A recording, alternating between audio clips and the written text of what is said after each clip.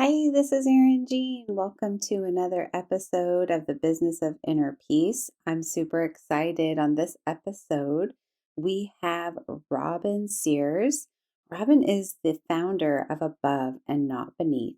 She coaches single moms and women worldwide to control the inner critic and respond differently to stresses of life. She believes life's challenges are often the most significant gifts and provides incredible growth opportunities. Robyn has a wide variety of professional experience. She has taken the lessons she's learned and used them to bring awareness to the pending burnout you're likely feeling. Becoming curious about the physical and emotional relationship to stress will allow you to change your perspective. She also has a podcast under the same name to share more encouragement, positivity, and success stories about incredible human beings changing the world one action at a time. I'm so excited to let you listen in on the fantastic conversation that Robyn and I shared, and it is my hope and prayer that it brings you so much value and joy. Welcome to the Business of Inner Peace. I'm your host, Erin Jean, and I'm so glad you're here. Let's pretend we're sitting in my living room enjoying a cup of coffee or tea and getting to know each other just a little better. That's what I love. I love getting to hear your story. I love feeling connected by the spirit of understanding that our stories bring. Today, I'm sharing some of my story, but I hope someday soon you'll be telling me yours. Listen, I know that you're feeling overwhelmed with life, and nothing is exactly how you'd like it to be. Your marriage is not what you hoped for. Motherhood is harder than you imagined, and you've lost yourself somewhere in the mix of responsibilities. Well, if you're ready to bring some more peace and joy into your life, reconnect with God who made you, and start living a life you love, then grab your cup of coffee or tea, and let's dive into today's show.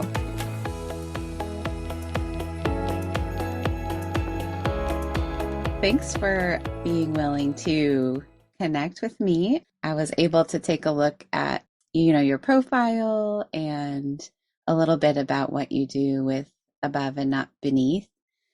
And it seems like really wonderful work that you're doing. I'm curious to know, because I noticed between your profile and then the podcast mission that your profile seems more geared towards single moms, but the mission seems like it's just about women. So I was curious about that. Is the mission of your podcast, or maybe just your nonprofit, I guess is a better statement, more just geared towards women? Is that right? Yeah. So, I think everything's always in flux, right? And it's kind of this creative process. And my desire is to serve single moms. Mm-hmm. So that is predominantly the volunteer work that I do, and all the work that I'm doing is actually geared towards single moms. However, the podcast I have, I'm interviewing single moms Okay. who are just telling their stories of the challenges they've been through to where they are today in an effort to provide encouragement. But what I've also found is that, I've really connected with some women who aren't moms Mm. and who just have some really compelling, powerful stories. And so I've told some of their stories as well, because they're also very valuable. And there's a lot that I think as women, we can learn from each other. So the bulk of my work is with single moms. Awesome. That's a good clarification. What is your story that has brought you to work with single moms?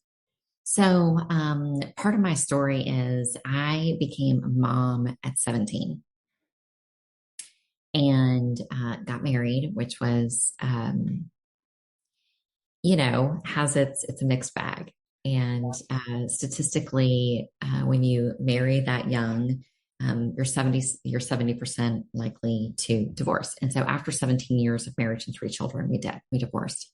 And I had the privilege of being a stay-at-home mom. I had, my husband was a little bit older than me. So after 17 years, now all of a sudden I'm faced with, I have to support my children and I have to go to work, which I certainly wasn't opposed to, but I had never really worked in corporate America. And And there were a lot of just self-doubt that I had. And it was just, I just thought, like, how am I going to do this? Like, I am not, this is not going to happen. And I just remember thinking that, none of this was going to be possible if God didn't pave the way and open the door. Mm-hmm. Yeah. And I had, a friend of mine was starting a business and asked me to come work. A friend of mine's husband was starting a business, asked me to come work for him. And he ended up being an extraordinarily difficult person to work with. And Ah. so there was a lot of lessons that I learned there, and left that, and then started working with a gentleman, and he and his wife were entrepreneurs, and they were incredible and really ended up taking me kind of under their wing and really helping me see that the lies that I was believing were preventing me from moving forward. Mm. And it was a very healing place to work, and just still love them dearly. But I left because I had an opportunity to work from home. So I stayed with them for like 6 years or 7 years, I think. And then there was in, I guess, 2013 or 14 or so, an opportunity to work from home. And a lot of people weren't working from home then. And so I kind of took a chance and I did it.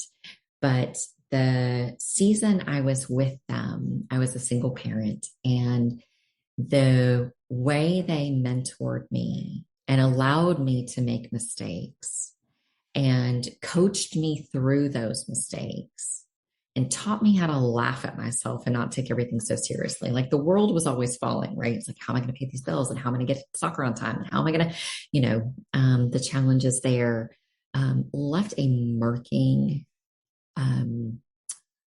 left a mark, a deep, deep mark. And had some other friends that really left, and other just kind of acquaintances that really left an impact on me. And I thought, there's a lot of single moms out there who don't have people pouring into their lives at a season in their lives when they are wearing all of the hats and stress is at an all-time high. And they're the bottom ones on the totem pole, right? Everything else has to come before that. And, it seems almost cliche now, but it's the old adage, right? You got to put your oxygen mask on first. And what I learned during this period of time, I was a single parent, and I had one in elementary school, one in middle school, and one in high school, was that I wasn't caring for myself at all. And my stress was through the roof. And that impacted the decisions I was making. It impacted my relationships with my children and my external family. It impacted my relationship with my ex-husband because it became very, very, very tense. And where like, a lot of it was boundaries that need to be put up, but there were also times where I was just like, I just couldn't handle all the things, and he was completely unhelpful. And so through that period of time in my life, God really started speaking to me, and I started doing a lot of growth and personal development, therapy, and have always had a heart for women who are going through what I went through, because I think my life would have been very different had I not had the opportunity to interact with some of the folks that I did. Mm. And I'll never forget, I had made a mistake at work, and I was pretty new to working with this couple. And my boss came up to me and was like, oh, hey, you did, XYZ. Next time, let's do this instead. Just like a normal conversation. Like it was a difficult conversation.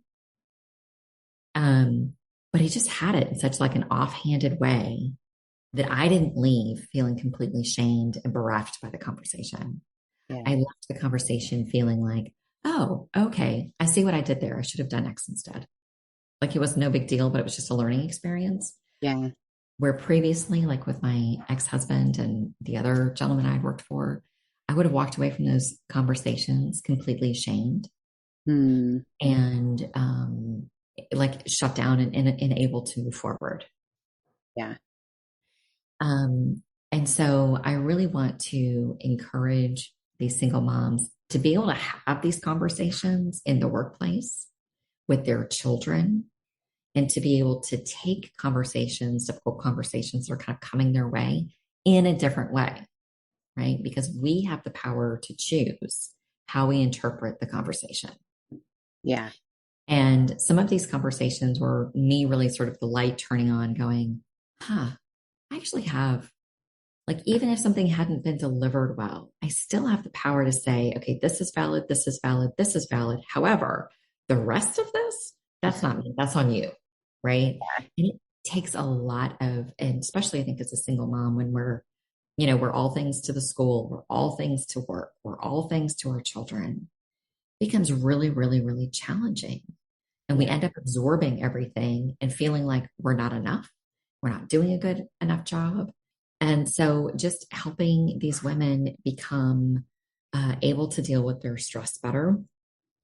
I got remarried, I guess, about 9 years ago. And something that I call my new husband, but like it's not new. Yeah. My new husband, we've been married together for a decade, but um, has been incredibly supportive to me in this journey. And when I came, really, things kind of came to a head for me. I was taking care of my mother as she was passing, and then also working full time in a very stressful job. Mm. And my stress had gotten so out of control that, again, it was impacting all my relationships. And I started thinking, I cannot keep going this way. There's something wrong with me. I started saying, like, there's something wrong with me. There's something wrong with me. There's something, everything made me frustrated or angry, and that was the only emotion I was feeling, Yeah. or anger and frustration. And one day my husband comes to me and he says, "Are we okay?" And I looked at him and I was like, "Yeah, we're okay. I'm not." Yeah. And he's like, "Quit your job. Quit. Just quit. We'll figure it out, but quit. I can't have you like this anymore. Hmm. This is not the woman. You are not the woman that I know and love. You are not okay. Quit." And so I did. Yeah.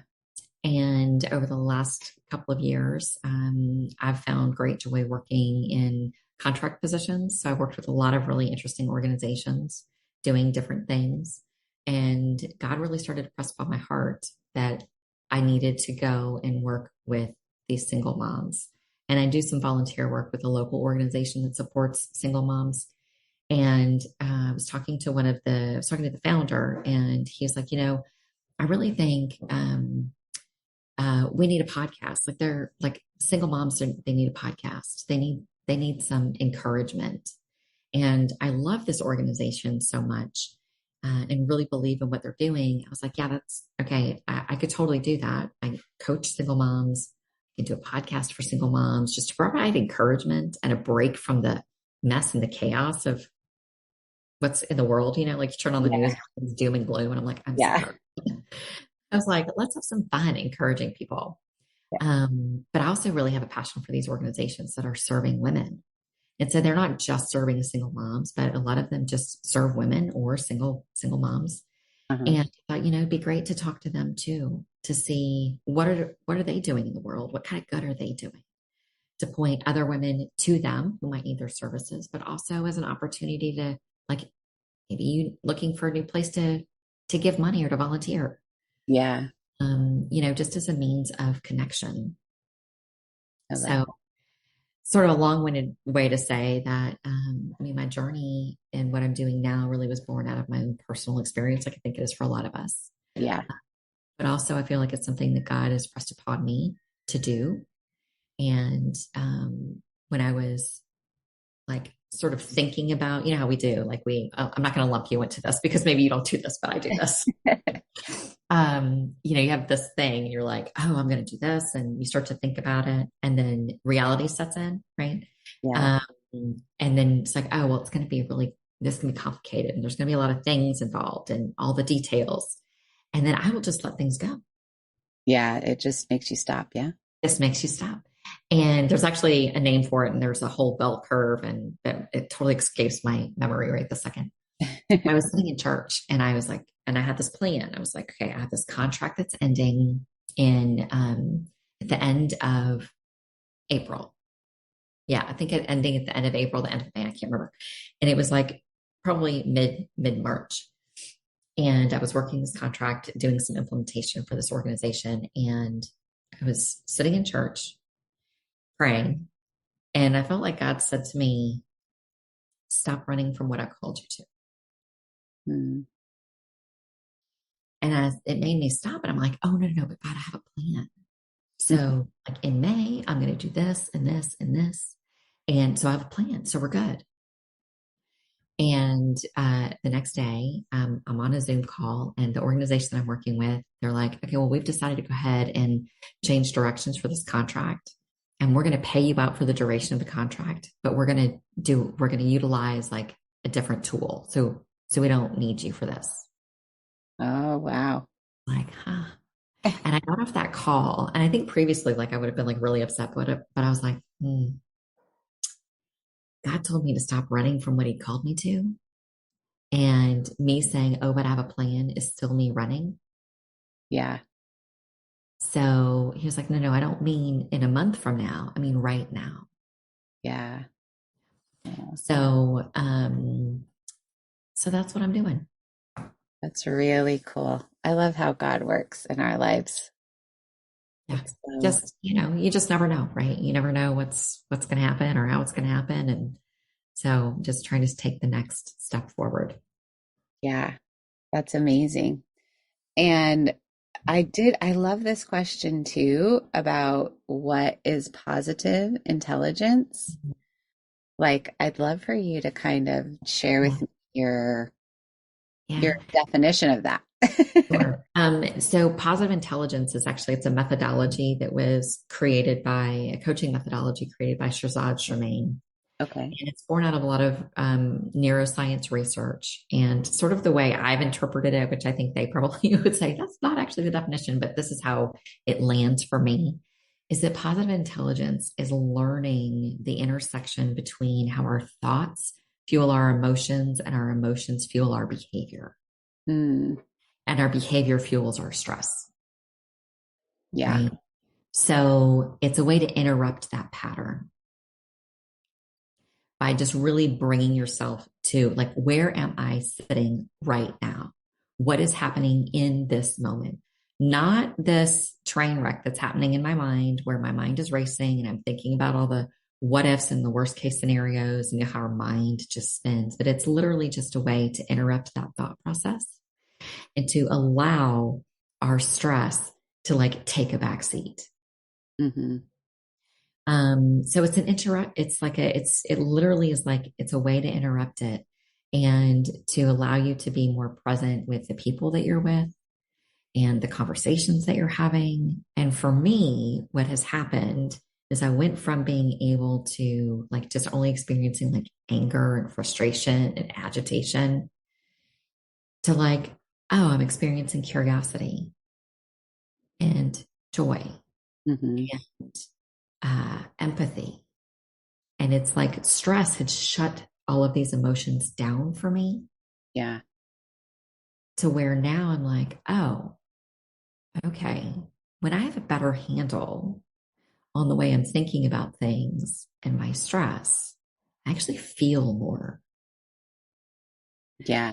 Positive intelligence for me is a way to kind of disrupt the pattern and to kind of just come back to like who you were created to be, right? We were created to be empathetic, compassionate, loving individuals, not only externally, but internally, right? Like we need to be Yeah. compassionate to ourselves. Yes. Isn't doing any of those things. Hmm. Yeah, I can see with your story where you're talking about how that boss had that discussion with you, and then you had a new sort of new thoughts and feelings around it. That's what was happening, right? It Yeah. was that positive intelligence process was happening in a way. It's interesting. I love the different like names for it. So I always say with my clients, it's like understanding that the meaning that your brain is attaching to the thing, right? Because the thing is neutral. Uh, Hmm. and really, the meaning is the thought process, and that thought process creates the emotion. And, then you're in the little The cycle. loop. Yeah, yeah. But it's such a beautiful way. And so I love it. I just think that that is really the beginning of starting to shift all of these things and working towards that inner peace that I'm talking about. So it's another fun name for it. It is. It is. And I just think that what has been so fascinating to me, and I think, I don't know, maybe 5 or 6 years ago, I started just kind of taking all these courses. It's just the neuroscience behind it all. And I'm like, okay, we were created this way, right? So these processes that we have aren't necessarily, they're not bad, Yeah. right? But but we allow them to take over. Hmm. And by using things that, like, I know people get really weirded out by like breath work and mindfulness and all this stuff. And I think, well, those are just words that somebody has attached a really woo woo meaning to. And for some people, that could mean, like maybe Eastern spirituality or something. I'm like, yeah, but God created me with breath. Like, He gave me my very breath. Hmm. So why wouldn't it be a tool in my tool belt to calm my mind, to calm my stress, Yes. I'm to like, bring forth gratitude, right?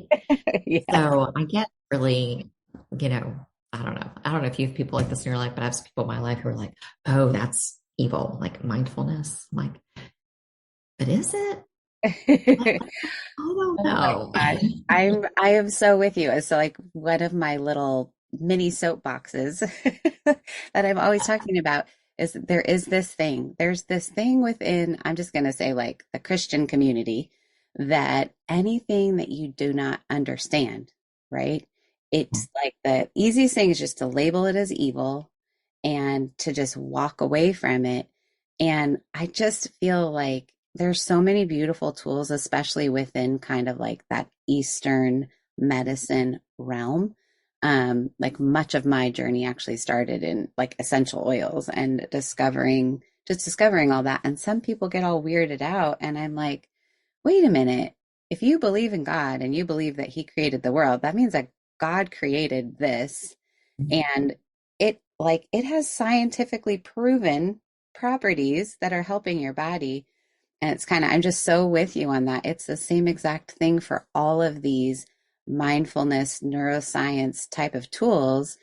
Like it's literally us understanding the way God created us and then tapping into the tools that He's made available. Like, don't give so much power to everybody else to like, Right. And I that's true. don't know. Because It bothers me too. yeah, it bothers me too. I had a good friend who's just like, yoga's really bad. You should Yeah. not. That's the one that was on my mind too. Yeah. I'm like, And I'm like, seriously? but like Is for Satan me, this it's powerful? literally like it's an opportunity to practice gratitude that my body functions. Yes.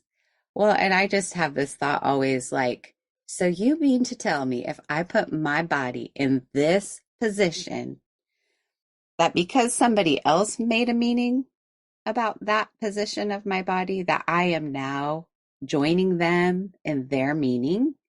Like, is really like, is Satan this powerful that if I get into warrior one or whatever you want to call it, that now I am suddenly worshiping something Mhm. else? I'm like, I don't think so. Like, I think that worship comes from my heart and my mind and my spirit, right?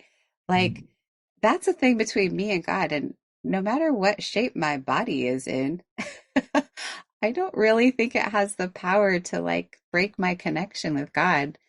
I don't know. Some of these lines of thinking, I actually feel like it's the enemy's way of keeping us from goodness and keeping us from healing, because God created us to be, just like you said, joyful, vibrant, loving people, not just on the outside, putting on that show, but truly on the inside. And if we stay in these spots of being stressed and depressed and down, like, who does that bring glory to? you Yeah. know? It's like we're not really glorifying God when we're that way. Like the enemy of our soul wants us to stay there, right? Exactly. Exactly.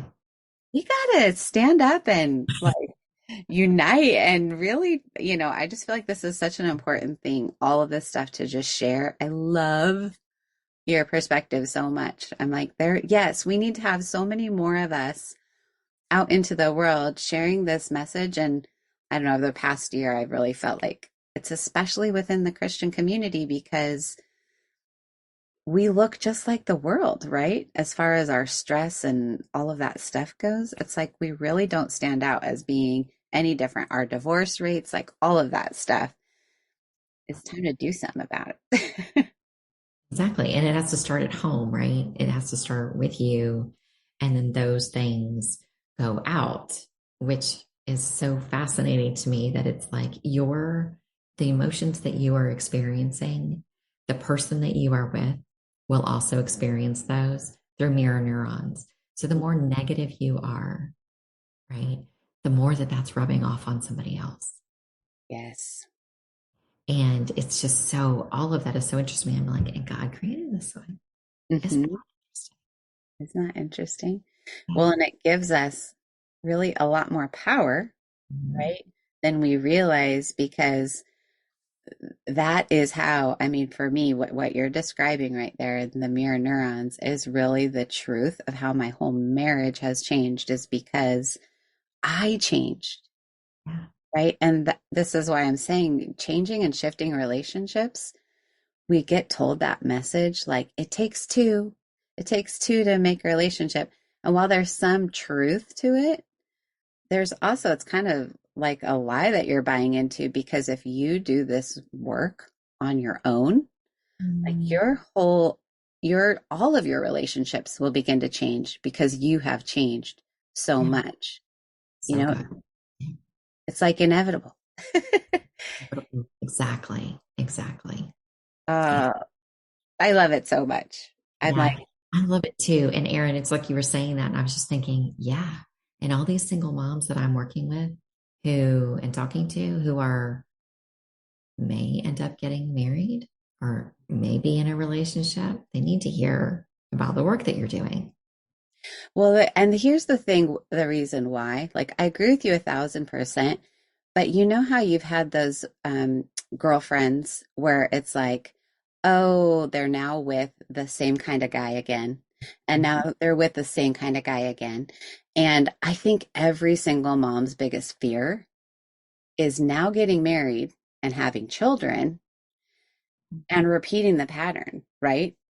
Ending up and we see it everywhere how these, especially, it seems more often it's women, not to say it can't be men too, but these abusive patterns that you like your conscious mind thinks you're not in it and then next thing you know, boom, you're like back in it. And it's everything to do with this neuroscience piece of understanding how the subconscious mind works and how it gets programmed and how you begin seeking out someone that's going to fulfill the program so that youth kind of stay stuck in the messaging, right?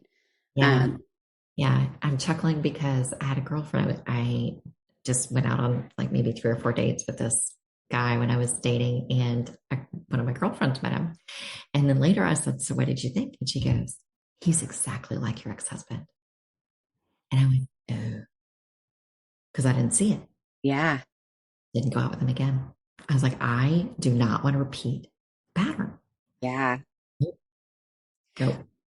And then I was scared. I was like, oh God. This. So I made a list. I need like these are my deal breakers. Like Uh-huh. this, I don't want this, you know. And yeah, it was funny.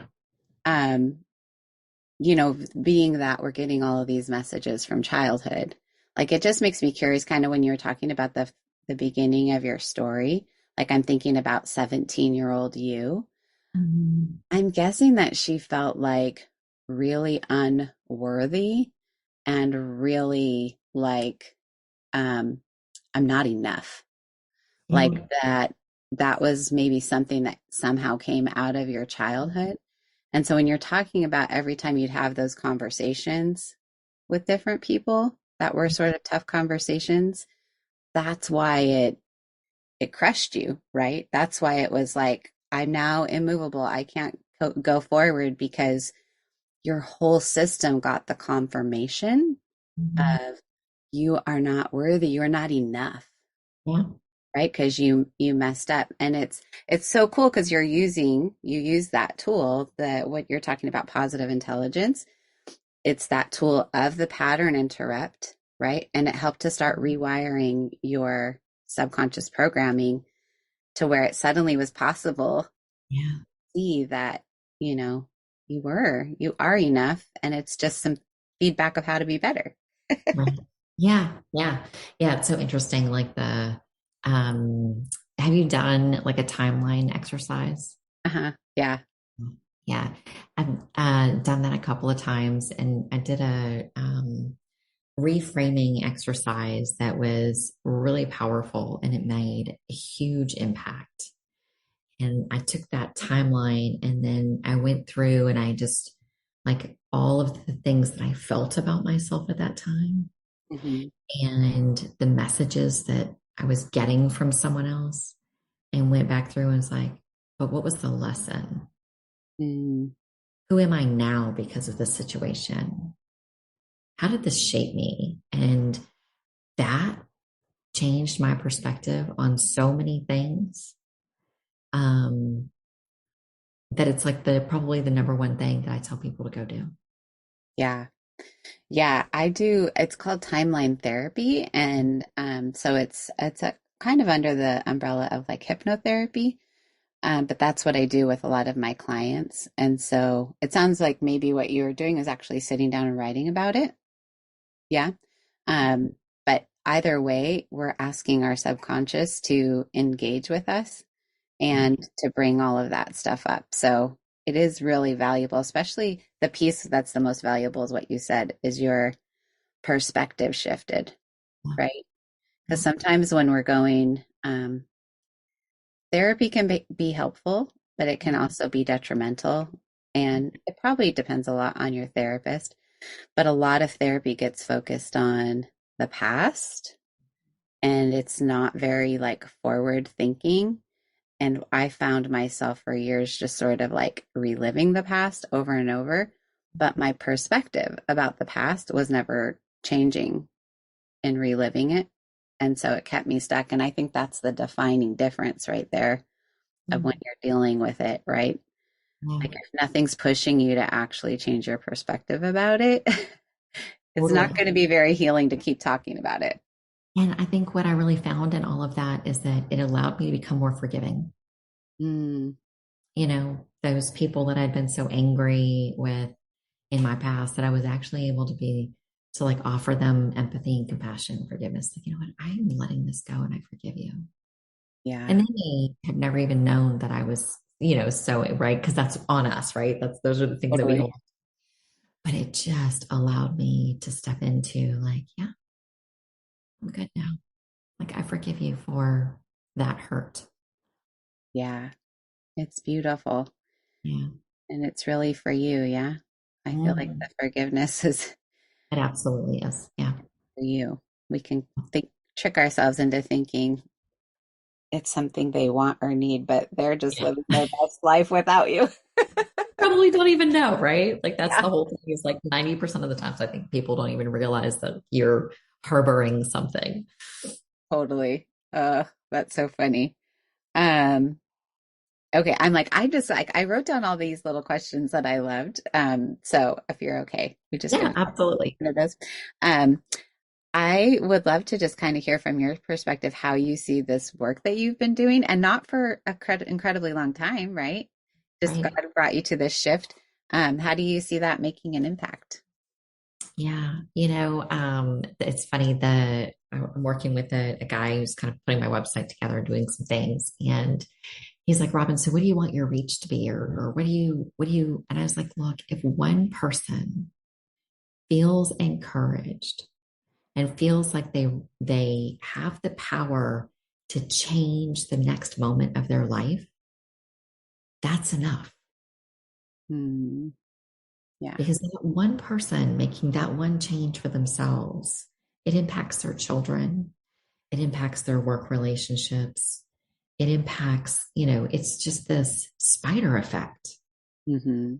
Um, so I feel like if I can help one mom learn to pause before she reacts and take that deep breath and shift into response mode and curiosity instead of like my hair's on fire and I might, run screaming from the house because my family's making me crazy.